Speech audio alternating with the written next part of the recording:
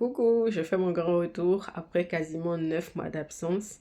Ça fait 9 mois que j'ai posté ma dernière vidéo sur cette page. Ce n'est pas un abandon, mais c'est juste que voilà, entre les charges de travail au quotidien et ma vie perso, plein de choses, c'était plus évident d'une part, mais d'autre part, je suis pas très encouragée parce qu'il n'y a pas beaucoup d'interactions sur la page. Du coup, je ne sais pas si le contenu que je propose apporte de la valeur ou pas. Donc, voilà, pour dire que je ne sais pas. Parce que clairement, quand je filme, je parle à mon téléphone, très clairement. Donc, si je n'ai pas des retours, je ne sais pas si ce que je dis, ça apporte à quelqu'un des informations dont elle a besoin. Donc, déjà, pour entrer en matière, n'hésite pas à commenter cette vidéo, toutes les vidéos que je posterai. Ça va me donner de la force à continuer parce que je sais que ça t'aide. D'accord? Je sais qu'on est beaucoup dans l'ombre. Finalement, je m'en suis rendu compte parce que je recevais beaucoup de messages par mail. J'ai été agréablement surprise de me dire, ah ouais. Donc finalement, ça aide certaines personnes. Donc n'hésitez pas, indépendamment de faire un like, mettez un petit commentaire. Si vous avez des questions, c'est le moment de me les poser parce que vos questions, je les transforme en vidéo parce que peut-être que d'autres personnes se posent ces mêmes questions-là. D'accord? Donc vraiment, je suis de retour. J'espère que ça va durer. Poser parce que j'ai demandé à quelqu'un qui m'a posé une question par mail de m'en poser quelques-unes pour que je puisse faire des vidéos sur le sujet. Et déjà, avant toute chose, mes meilleurs vœux pour cette nouvelle année. Puissent tes résolutions prendre forme par les actions que tu vas poser. On rentre dans le vif du sujet.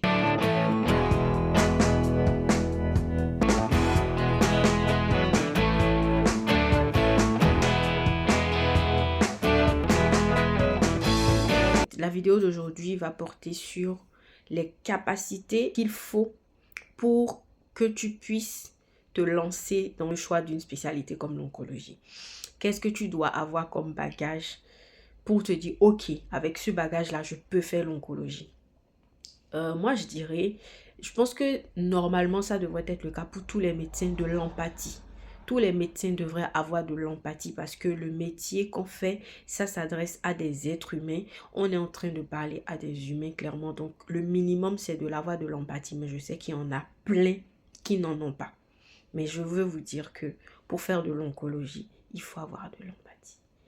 Énormément d'empathie.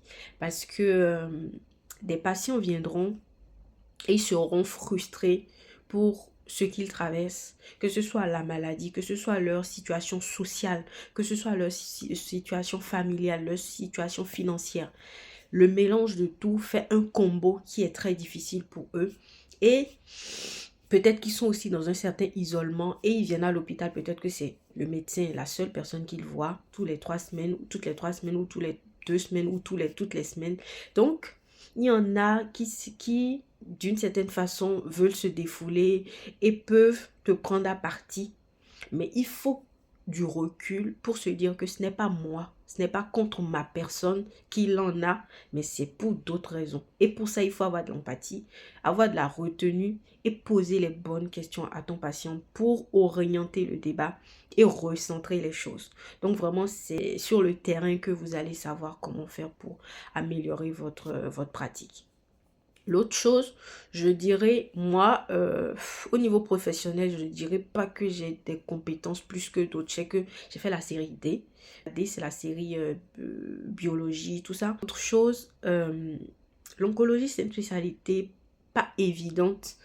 Euh, Surtout que déjà en Afrique, très peu de pays africains à l'heure actuelle ont l'oncologie développée. Je mets à part les pays de l'Afrique du Nord parce que en Afrique, ce sont ces pays-là qui sont les plus développés.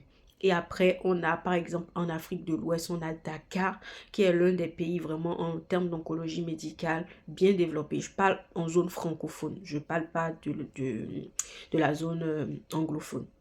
Donc, pour vous dire, si on est amené à aller exercer, ce qui est forcément le cas, parce que dans nos pays actuellement, le système n'est pas développé. Donc, même si on se fait former à 80%, on sera amené à aller étudier ou exercer ailleurs.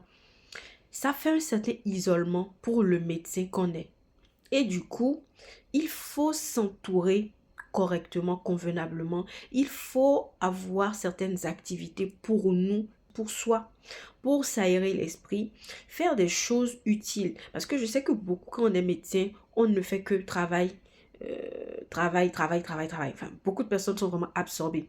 Mais avec l'oncologie, il faut avoir des activités créatives en fait, qui te permettent de t'aérer l'esprit. Si tu aimes faire du dessin, si tu aimes chanter, si tu aimes faire de la musique, si tu aimes, je sais pas moi, courir, faire du sport, de la marche, il faut avoir une activité. Si tu aimes voyager, moi c'est mon cas, moi j'aime beaucoup voyager. Donc il faut avoir une activité qui te permette de faire le vide, de souffler après une journée de travail ou après une certaine période. Donc c'est très important. Moi je dirais donner deux paramètres, l'empathie et le fait de penser à soi-même. C'est très important parce que dans cette spécialité, si tu ne penses pas à toi, si tu ne fais pas des breaks, tu vas tout de suite déchanter en fait.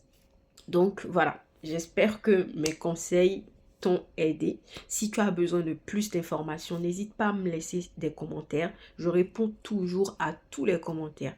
Donc voilà, on se dit donc à la prochaine pour une nouvelle vidéo. Bye.